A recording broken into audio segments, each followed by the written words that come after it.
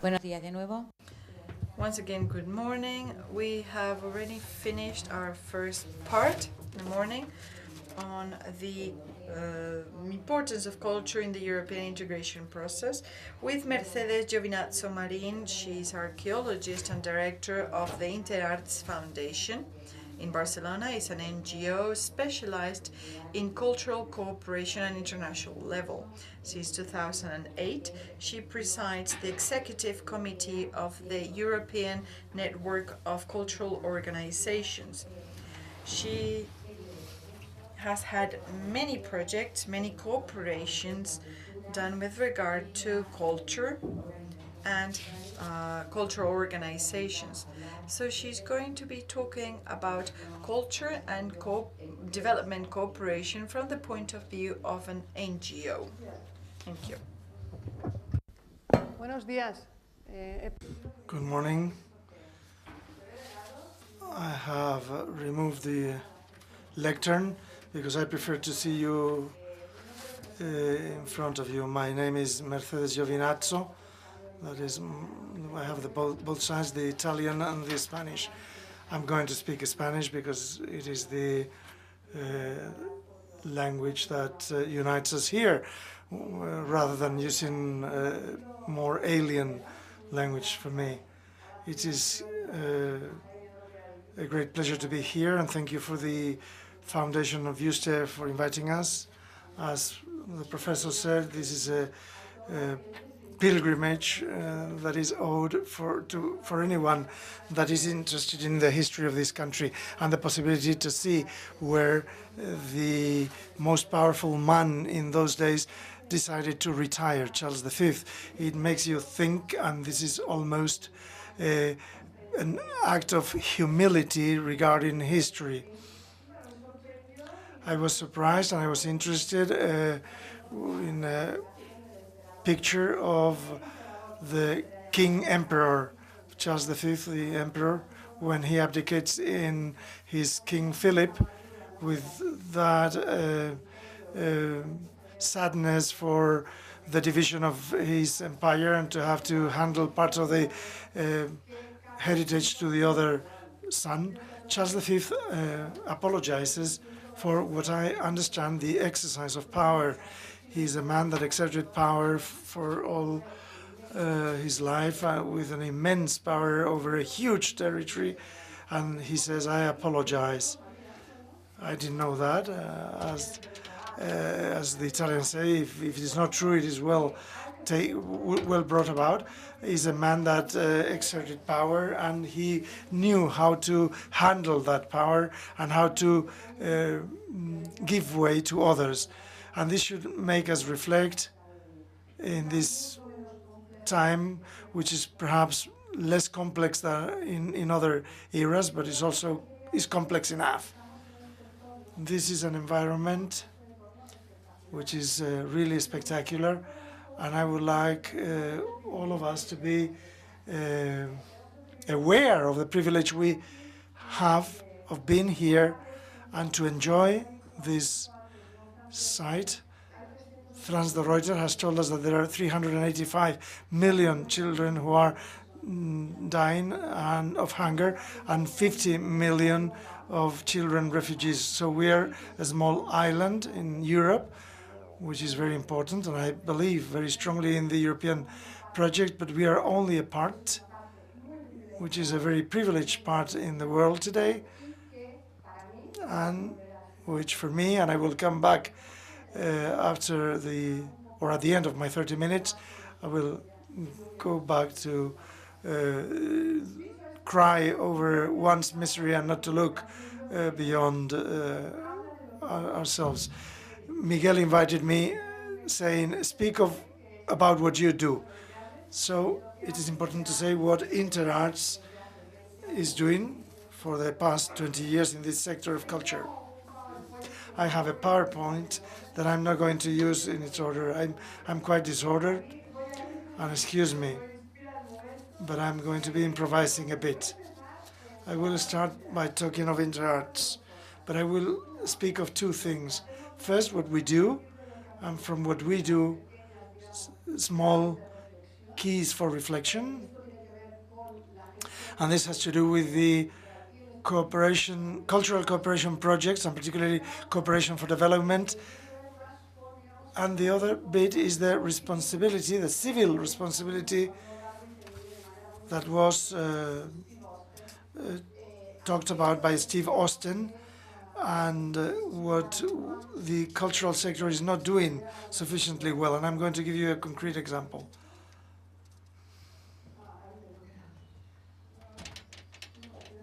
This doesn't seem to work. I'm not technology savvy.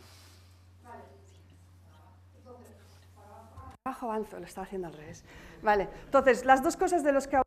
The two things I'm going to speak about is the second point first, what we have learned about cooperation for development, and the first point, which will be the second, the 2030 development agenda.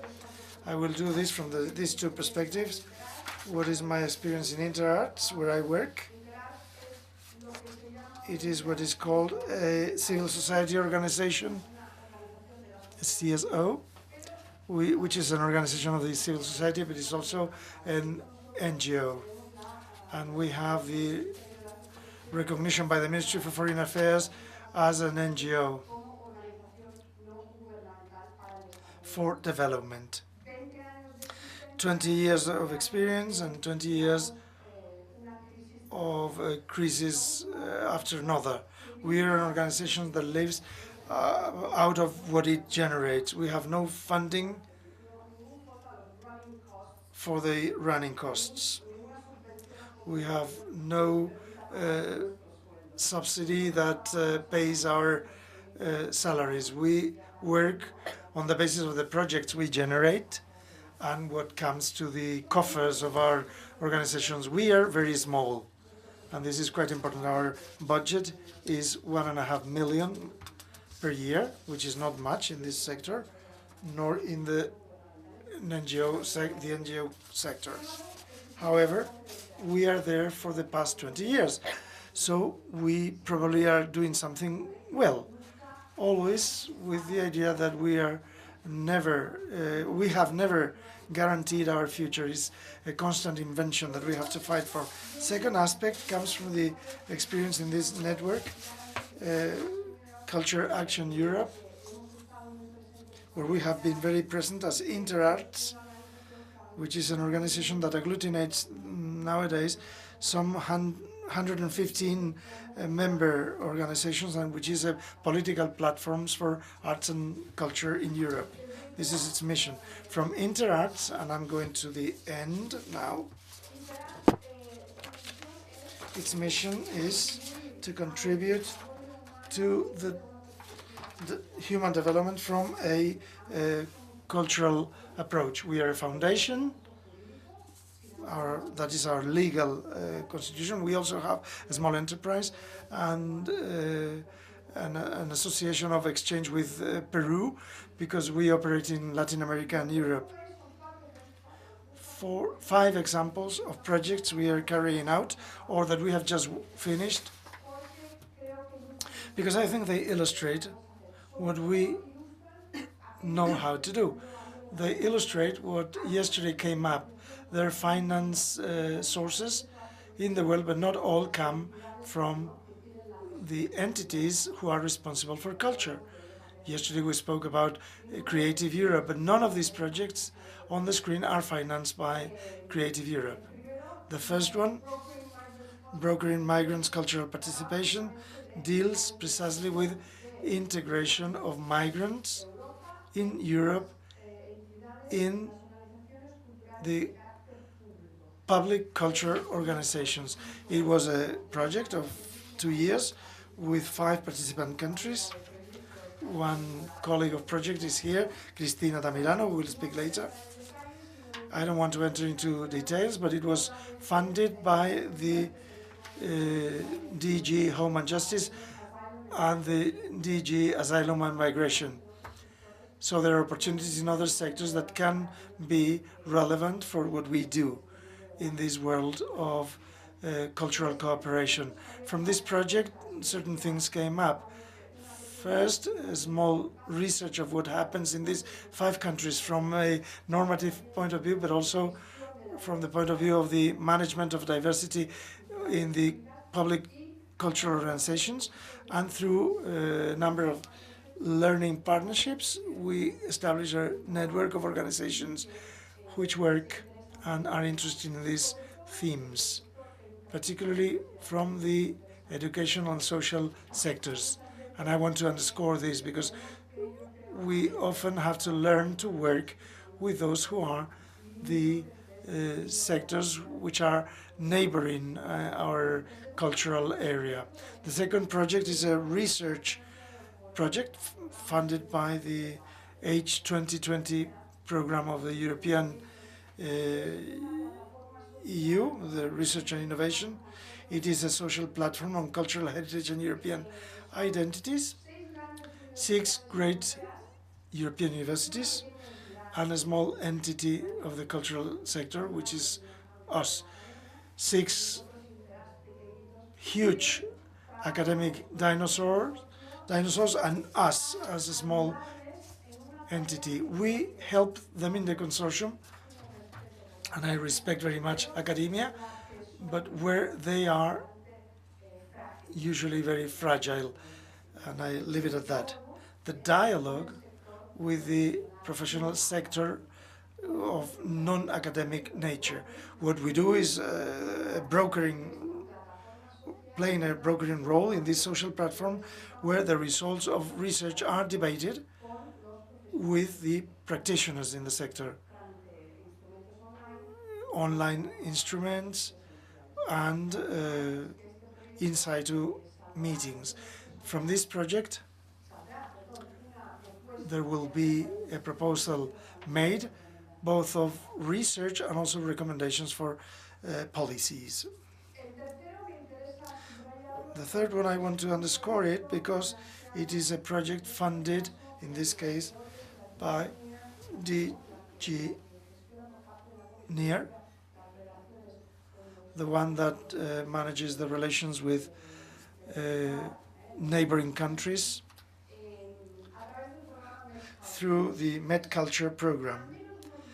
And we are told that this is the first time that in this field they have applied this logic that the Commission applies in other programs, which is that of finding an entity, and in this case a consortium, because we are 6 organizations involved, that can do as a conveyor belt of the policies of the European Union to third countries. So we have 1.5 million to distribute to entities in the cultural sector in 7 beneficiary countries from the southern Mediterranean to the launching of projects in the cultural sector, particularly projects that advocate for the role of culture in the building of citizenship in these countries. This is a project of a very complicated nature because in certain countries it is quite difficult today to work. You really see that in Egypt the money doesn't get there. So there are issues that are quite difficult to handle. But it is also true that you realize that there is a civil society of a great wealth and with a great competence, professionally speaking, and that has nothing to envy from us. The other two, the CIDES and FOMMEC, we say that culture is not limited to a positivistic discourse. When we speak of development and health, this is a program that was started some 10 years ago with a pilot stage and where we have got funding from many sponsors. Our point of departure was that culture, let us put it this way, the access to health or health services is a right that every individual should have. But on the other hand, culture is also a right to participate in it. However, you can see that in many contexts, that cultural element is the one that really is a stumbling block for the access to the health services.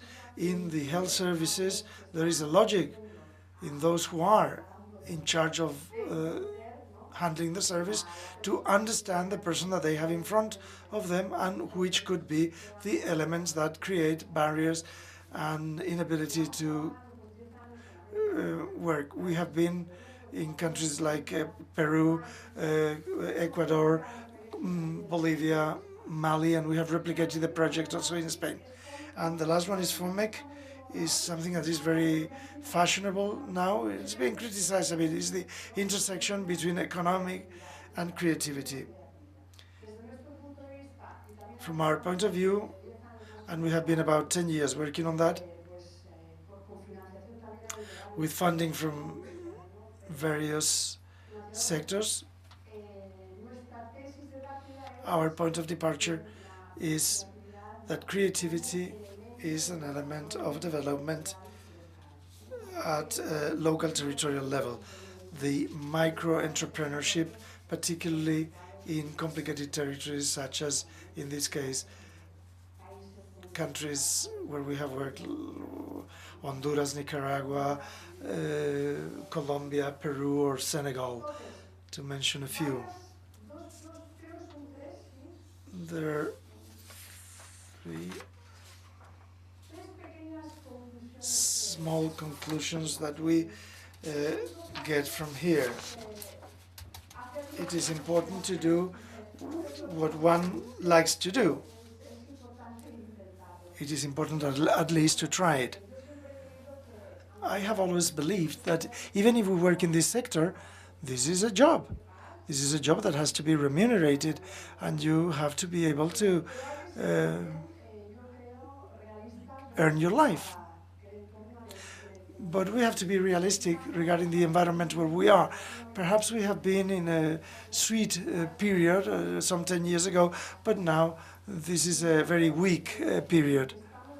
What we are saying right now is that we are in a very competitive environment. Resources exist, but they are relatively scarce. And in this world I have referred to, particularly in the three final projects, Cooperation for Development, we are no one here. This is a business, really. It is a market which is self-digested by the big consultants and the big organizations that work under subcontracts. Moving in this world is quite complicated, and what you are asked as a CSO is that you have to accept what I have said, the rules of the game. The game is as it is. They have been working like this for 30 years and it's going to continue like this. And they ask you to be capable to prove what you are doing, to work on the impact that make you visible, etc. With no prejudice, to know how many children I have provided vaccination for, it may be easy. The campaign has been a success because we have vaccinated so many and so many. But in a sector like this, that there are fewer abortions in Peru because we have worked the access to health. How do we know whether the sexually transmitted diseases, we have had an impact on that? I mean, the rules of the game are not totally adapted to our own needs. And we don't know how to prove what we wish. We are quite complicated as well, and quite unable sometimes to know how to convey what we wanted. At a general level, when you are in the field of cooperation for development, you realize that a fundamental element, which is the element of trust, be it for the states or the great agencies or multilateral organizations that sponsor projects, but also those who are in the field, there is a problem of trust. In the last 10 years, there is an enormous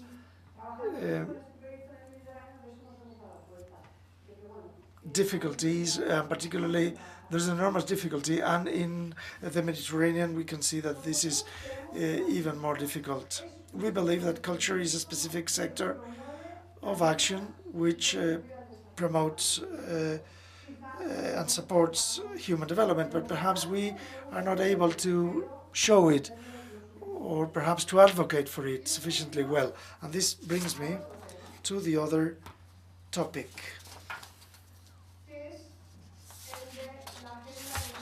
which is the 2030 Development Agenda, which, as you know, is the second generation of Agenda 2015 for Sustainable Development. I beg your pardon, for development goals.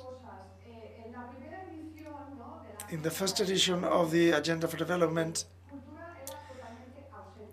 culture was totally absent. It was not to be found anywhere.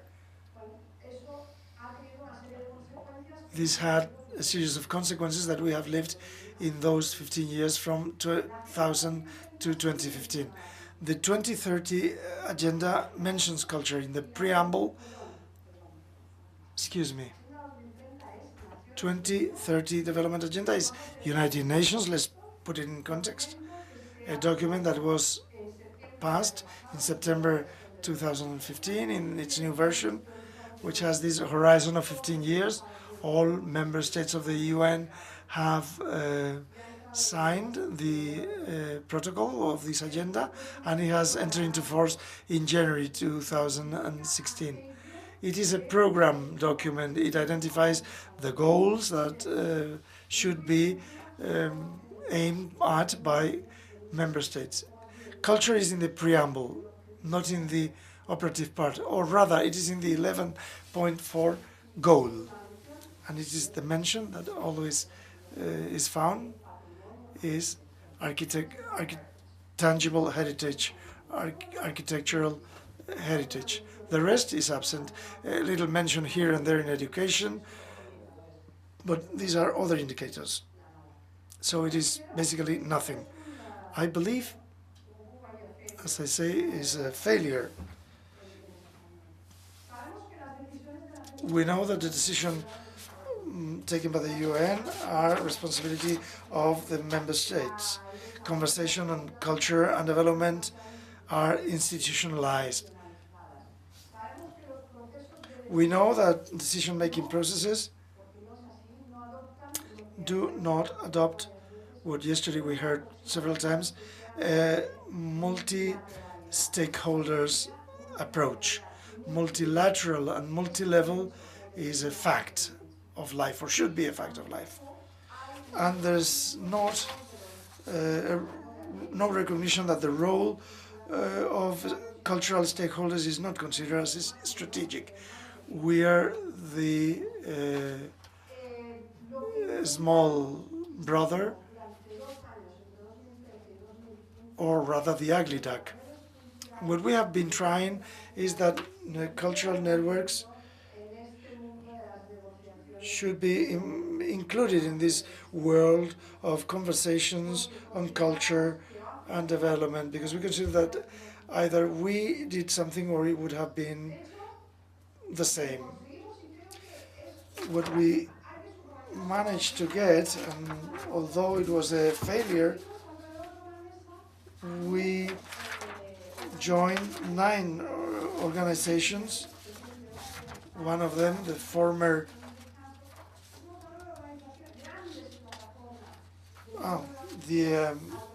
one of the members, or the president of one of the organizations, the one of the international musical culture, is right here.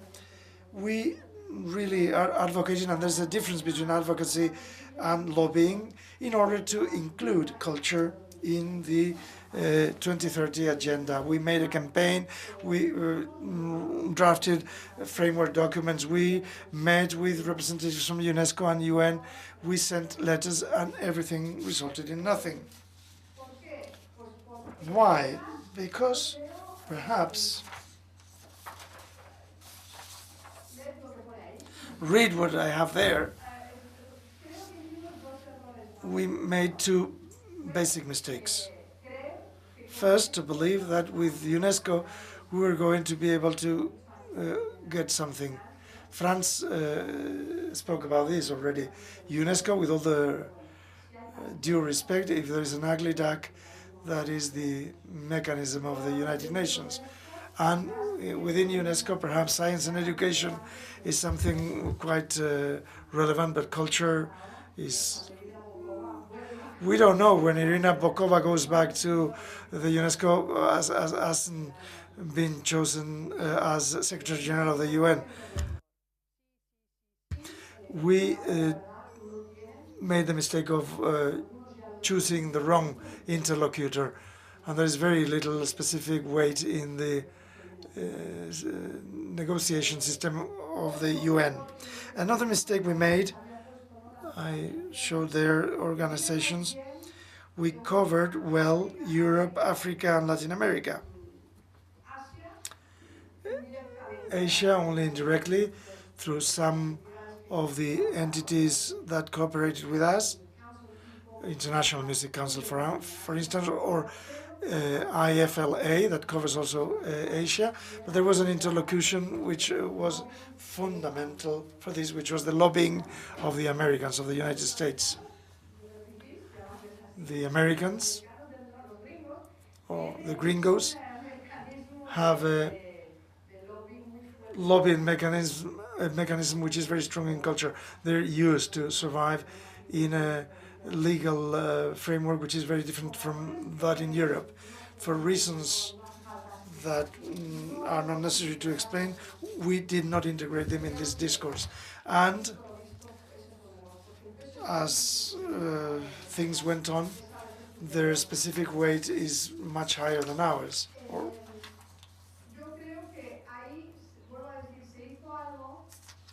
We did something, but not enough. And I finish because the time is running out. I'm running out of time. As I said, in this case, and in 2 years of experience, something has been done well and a lot was done wrong. Hopefully, we can continue working in this idea of more representation and more assumption of responsibility, both social and political, and also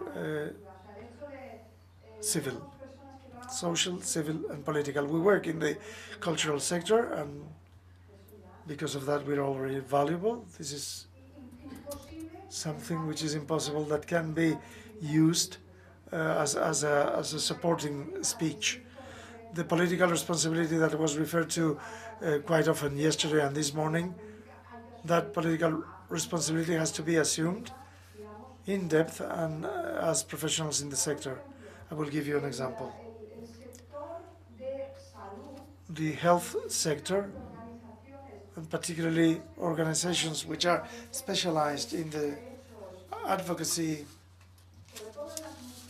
of women's rights, and particularly sexual and reproductive health. In the previous generation of the development agenda, they managed to include 2 goals in the agenda. 1, 5A and 5B. 10 years it took them to include those goals. Why am I telling you this? Because if it is not in the programmatic document, that will not appear in the operational documents. Perhaps it is too blunt how I'm putting it, but if there's no political will in the programmatic document, there will be no money for this specific point. Refugees, for instance, with the due respect, is a political priority. There has been money immediately, even in the poorest DG, the one of education and culture. 2 million have come up for culture and refugees. But, as I say, we're always expecting that priorities have to come from other sectors, but we may have to assume that it has to come from ourselves. And a lot of time and energy has to be devoted for this. I insist, Europe has to play an important role in the relations with the world beyond Europe. Later on, communication towards a strategy in the relations beyond Europe will be touched upon. Let us not look onto us. If Charles V did it, when he decided to come here for his retreat and he continued to give instructions and he talked to his sons, well, this is what we have to do. We shouldn't be endogenous or endogamic and to reduce ourselves into a cocoon. And this is quite often the policy that is done by Europe. We should look beyond our navel. We have to think of other regions in the world. We are a small region in the world, and there are many other realities outside, which are also important. So, thank you.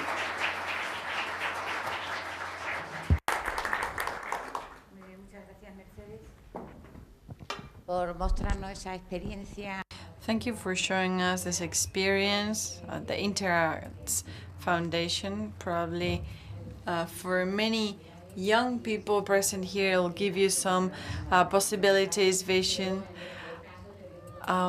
You're going to have a coffee break, and there you'll have the opportunity to talk to her to improve your links and your networking, because during coffee break you'll have time to talk to her. So there is a debate now, but if you prefer having coffee first, I understand. Any question, any suggestion, any doubt from the public?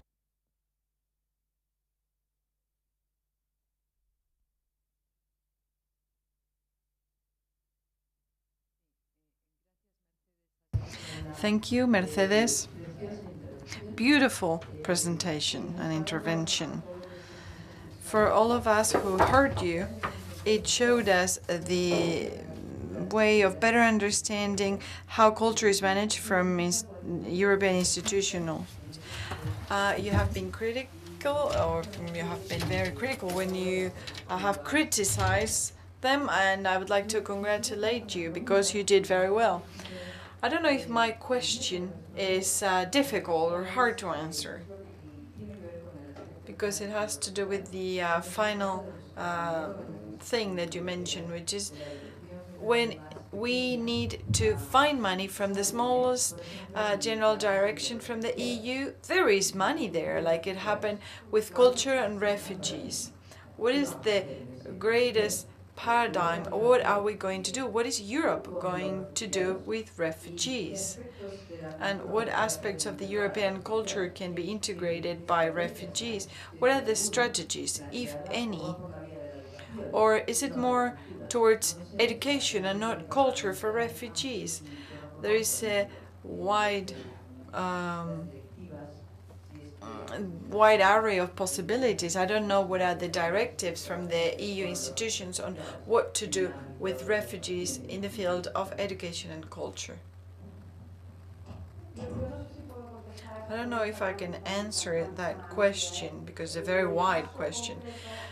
In the specific case that I mentioned, what I tried to say were two main things. First of all, when it is of their interest, they ask you to do something, or they tell you to suggest and design different programs so that we can do our job towards member states. But what I usually say is the following.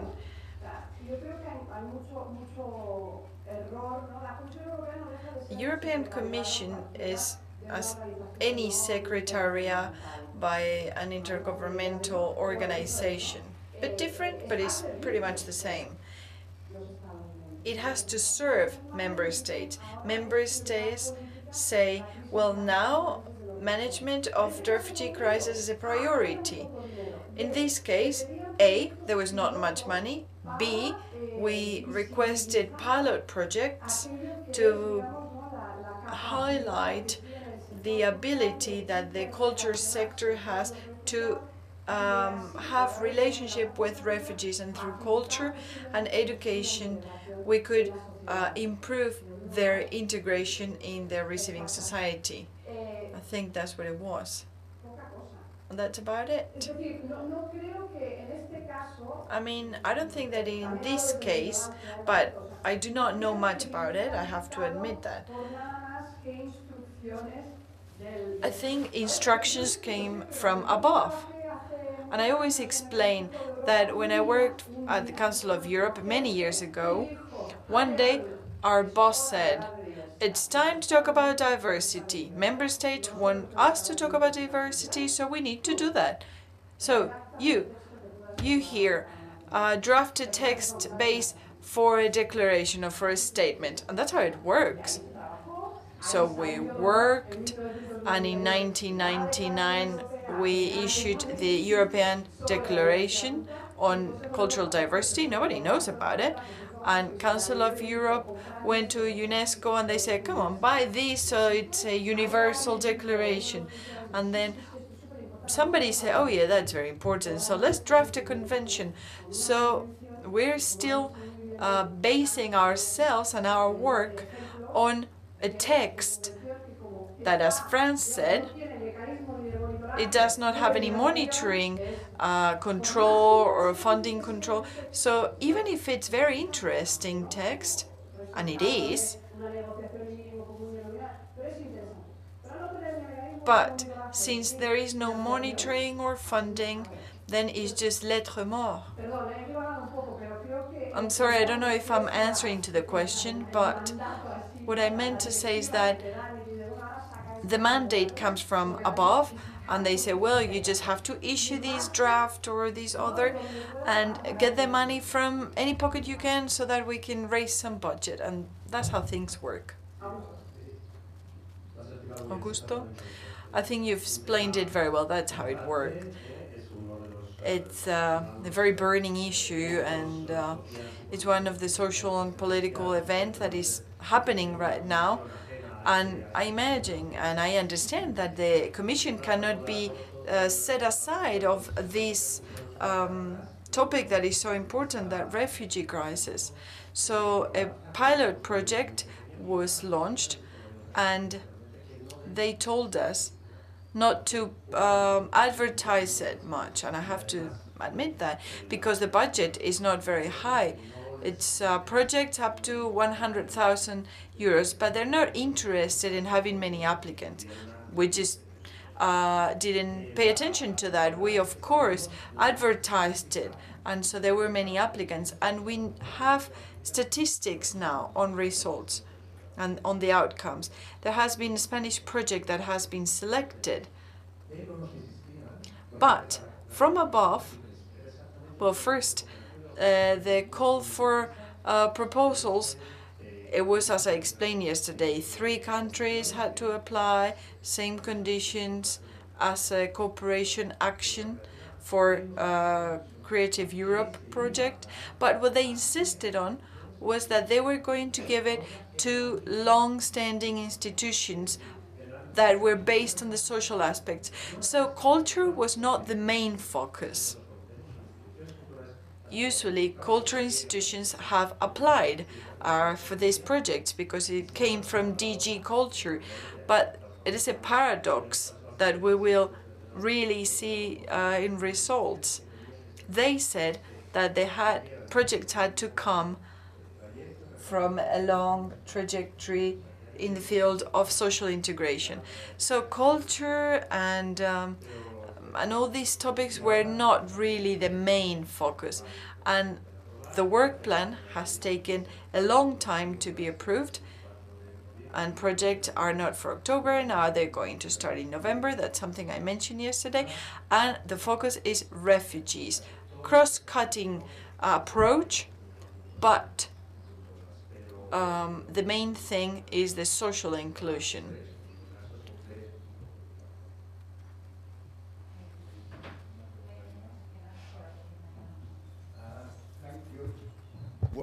lot from your presentation, and especially the efforts to have culture included in all kind of international regulations and so on. I have the impression that implicitly you are commenting the failure of the subsidiarity principle. Okay. Where we have the result that 27 member states, all 27, try to have an international culture policy, a foreign culture policy, and an external culture policy, which basically leads to a chaotic world of bilateral negotiations with all these organisms. So Mrs. Blau will try to help us to cross this river. I think she will fail, but the attempt is fine. So yes, what to do? And Fran's observation to try to make the best of it by combining more and more and more interested groups. I think you were in one of these platforms who tried to do so, and you were faced with the same. Frans is telling us that in the arts and culture, people prefer to eat each other or to compete each other, or not to find out there is a common goal, which in this case should be that if the NGO world is not signing the same proclamation to be in the preamble of all the international worldwide systems, then you finally end up with nothing for yourself. But now I'm coming into a philosophical, moralistic comment on the selfishness of the European artistic and cultural world. I subscribe to that. I tried to say it, maybe a little bit milder, but yeah, that was the point. Coffee?